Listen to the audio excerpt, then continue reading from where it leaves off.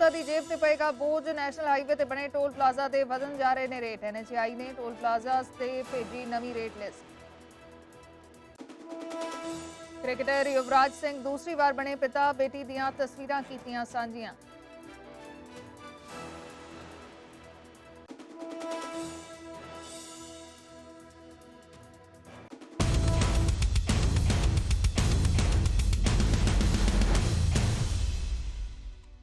सत श्री अकाल, मैं अर्शदीप संधू न्यूज़ 18 पंजाब देख रहे दर्शकों का स्वागत है। शुरुआत करते हैं वड्डी खबर दे नाल। साबका मंत्री भारत भूषण आशू ते ईडी ने वड्डी कार्रवाई करते हुए कई जायदादां फ्रीज कर दित्तियां ने। 6.5 करोड़ रुपए की नकदी भी फ्रीज कर दी है। परिवार दी बैंक दे विच जो नकदी पई सी उसनूं भी फ्रीज कर दिता गया है। मनी लाउंडरिंग एक्ट के तहत यह कार्रवाई की गई है। ट्रांसपोर्टेशन टेंडर घोटाले च शामिल होने के उन्हां ते इल्जाम लग रहे हैं। 24 अगस्त को आशू के कई ठिकाणों से रेड की गई सी ते उस तो बाद ही यह वड्डी कार्रवाई की गई है। लुधियाना, जलंधर, मोहाली, नवांशहर, अमृतसर सने करीब 2 दर्जन तो वध थावां ते रेड की गई सी ते हुण यह वड्डी कार्रवाई की गई है। ईडी दे वल्लों यह वड्डी कार्रवाई करते हुए कई जायदादां भारत भूषण आशू दियां फ्रीज कर दित्तियां गईयां ने।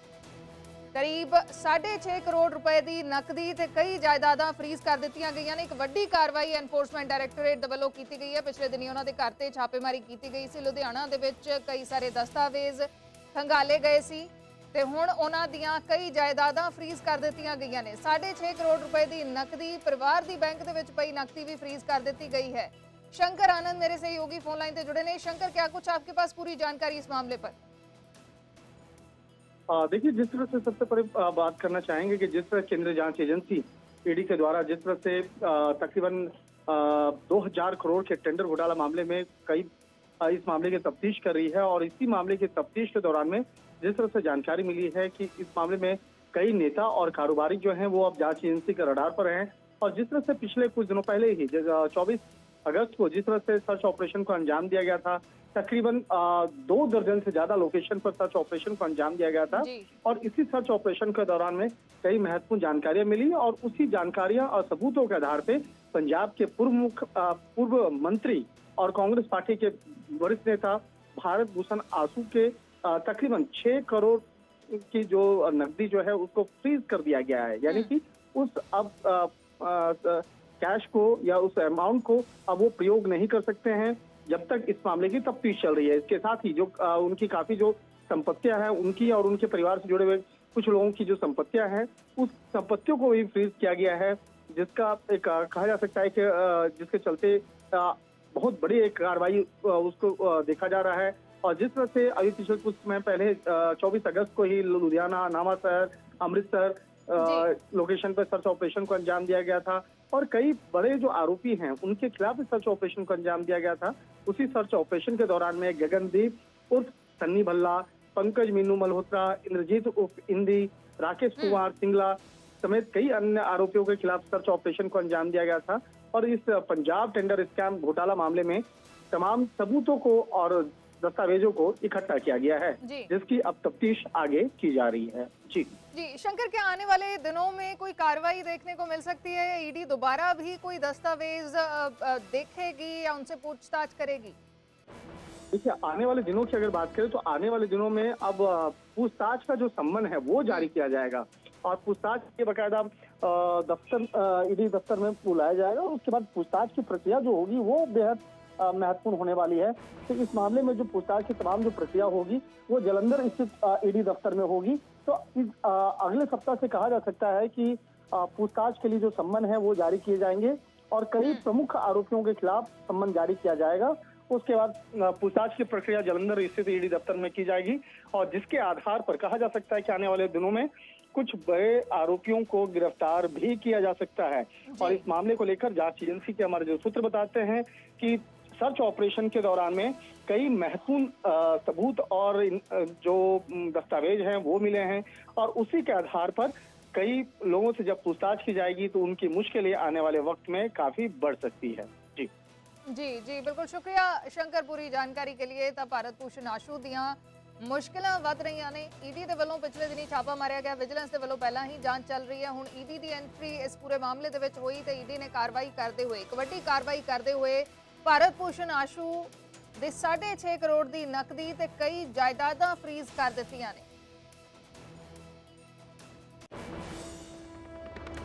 उधर अज मुख्यमंत्री भगवंत मान प्रेस कॉन्फ्रेंस करन जा रहे हैं। सवेरे 11 बजे मुख्यमंत्री दे वल्लों प्रेस कॉन्फ्रेंस की जाएगी तो मुख्यमंत्री गवर्नर की चिट्ठी का जवाब दे सकते हैं। कल गवर्नर ने सीएम भगवंत मान एक चिट्ठी लिखी सी, एक होर चिट्ठी लिखी सी जिस दे विच लिखिया कि जे मेरे सवालों का, मेरिया चिट्ठियां का जवाब नहीं दिंदे तो राष्ट्रपति शासन लगाउण दी सिफारिश करांगा। ये गवर्नर के वल्लों इस चिट्ठी के जरिए कहा गया ਤੇ ਉਸੇ चिट्ठी का मुख्यमंत्री जवाब दे सकते हैं। गवर्नर के वल्लों वार-वार इल्जाम लगाए जा रहे हैं कि सरकार दे कोलों वो जो भी जानकारी मंगते हैं उन्होंने कोई जवाब नहीं दिता जाता, जबकि सुप्रीम कोर्ट भी इस मामले के कह चुकी है कि गवर्नर जो कोई इन्फॉर्मेशन सरकार तो चाहते हैं तो इन्फॉर्मेशन संविधान के तहत सरकार नूं देनी पएगी, लेकिन फिर भी उन्होंने सवालों का, उन्होंने चिट्ठियां का कोई जवाब अजे तक नहीं दिता गया। तो हुण गवर्नर ने राष्ट्रपति शासन की चेतावनी तक दे दी है। तो इसे नूं लैके मुख्यमंत्री अज प्रेस कॉन्फ्रेंस करन जा रहे हैं। पंकज कपाही मेरे सहयोगी जुड़े ने। पंकज की कुछ पूरी जानकारी तुहाडे कोल?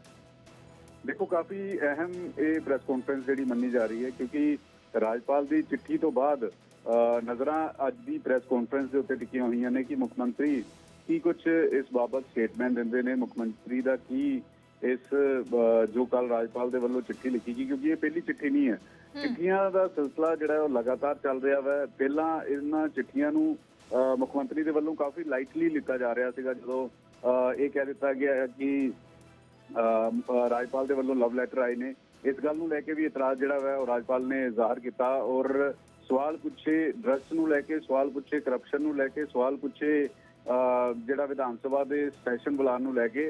तां मुख्यमंत्री इस बाबत जिहड़ा है वो चिट्ठी का जवाब जिहड़ा नहीं दिता और उस तो बाद कल की जिहड़ी चिट्ठी है उसने बहुत वड्डे सवाल जिहड़े ने वो खड़े कर दिते ने कि इस कल की चिट्ठी का मायना की है कि पंजाब वाकई राष्ट्रपति शासन वाले पासे वधना शुरू हो गया है या फिर राजपाल की सिफारिश कर सकते हैं या फिर मुख्यमंत्री इन्हां चिट्ठियां और इन्हां सारे सवालों के जवाब देंगे। क्योंकि हुण तक आम आदमी पार्टी के वल्लों जो स्टेटमेंट सामने आ रही सीगियां उस दे विच ये कहा जा रहा सीगा कि जिहड़े भी सूबियां दे विच भाजपा की सरकार नहीं है उन्हां सूबियां नूं डिस्टर्ब किया जाता है राजपाल के जरिए, LG के जरिए लगातार डिस्टर्ब किया जाता है, चाहे दिल्ली होवे, चाहे पंजाब होवे या फिर कांग्रेस शासित सूबे होण। इस गल का जिक्र आम आदमी पार्टी के वल्लों किया जा रहा सीगा। पिछली जिहड़ी टिप्पणी सीगी राजपाल नूं लैके वो मुख्यमंत्री की काफ़ी सोच सी। इस गल का जिक्र किया गया सी कि जिहड़ा वै जिहड़े राजपाल ने वो सीनियर ने, बुजुर्ग ने, मैं उन्हां बारे कुछ नहीं कहना, लेकिन कल की चिट्ठी तो बाद या सीधे तौर पर कहिए कि चेतावनी तो बाद, धमकी तो बाद, उस तो बाद हुण मुख्यमंत्री की इस प्रेस कॉन्फ्रेंस दे विच की कुछ मुख्यमंत्री के वल्लों कहा जाता है इस पूरे घटनाक्रम नूं लैके, इसके उत्ते नज़रां जिहड़ियां ने वो टिकियां हुई ने। जी जी, शुक्रिया पंकज पूरी जानकारी दे लई। तां अज मुख्यमंत्री भगवंत मान गवर्नर की इस चिट्ठी का जवाब दे सकते हैं जिस दे विच राष्ट्रपति राज वल नूं इशारा गवर्नर के वल्लों किया गया है। कहा है कि जे चिट्ठियां का जवाब नहीं दिंदे तां फिर राष्ट्रपति दे कोल राष्ट्रपति वल नूं चिट्ठी लिखणगे, राष्ट्रपति नूं इस बाबत लिखणगे। आर्टिकल 356 356 का उन्होंने हवाला दिता है, यानी कि राष्ट्रपति राज वल नूं इशारा कर दिता है। कल गवर्नर ने चिट्ठी लिख के सीएम नूं राष्ट्रपति शासन लगाउण दी वार्निंग दी।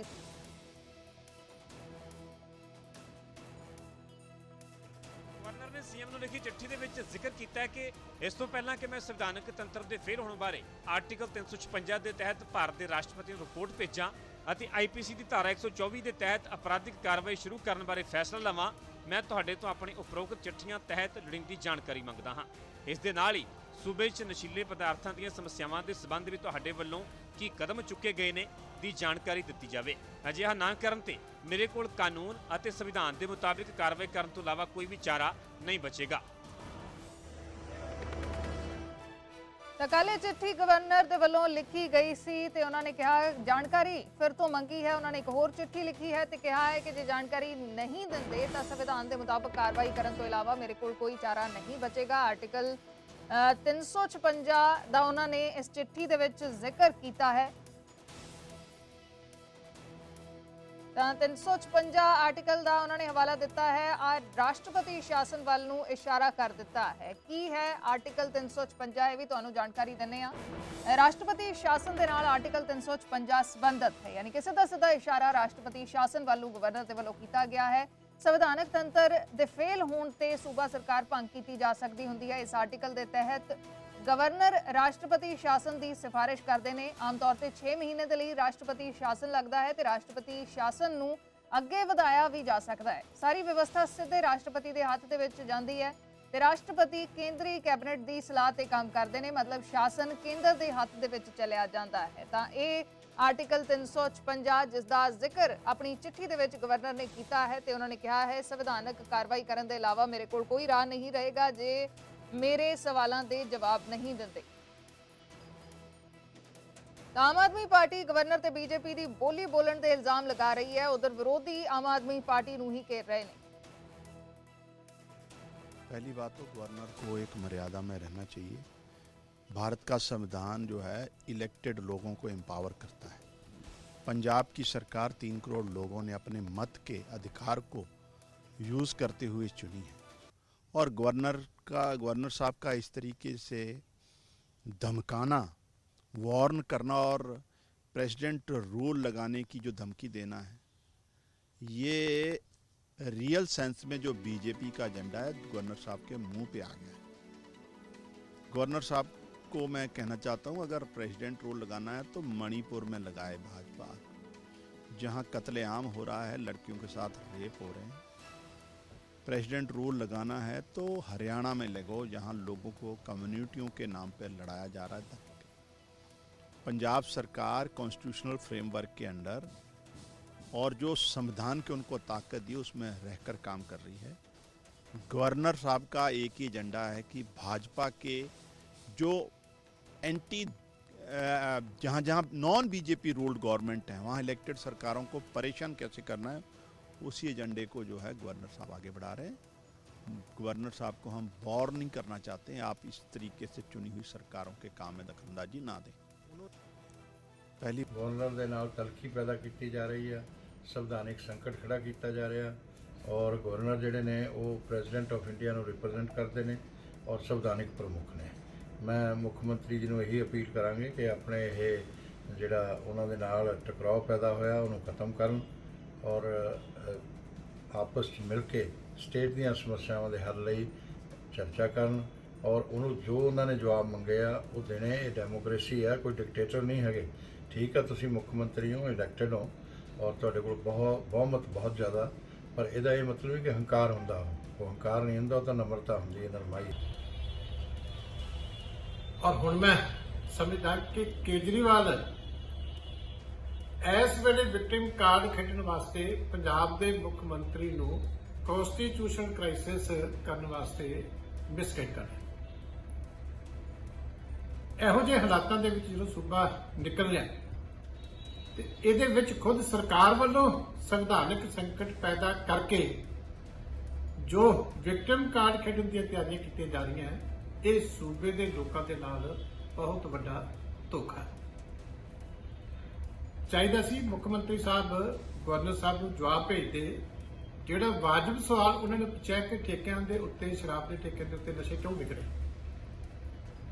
ਚਾਹੀਦਾ ਸੀ ਮੁੱਖ ਮੰਤਰੀ ਸਾਹਿਬ ਜਿਹੜੀਆਂ ਕਰਪਸ਼ਨ ਦੀਆਂ ਐਲੀਗੇਸ਼ਨਾਂ ਉਹਨਾਂ ਨੇ ਲਾਈਆਂ ਉਹਨਾਂ ਨੂੰ ਜਵਾਬ ਭੇਜਦੇ।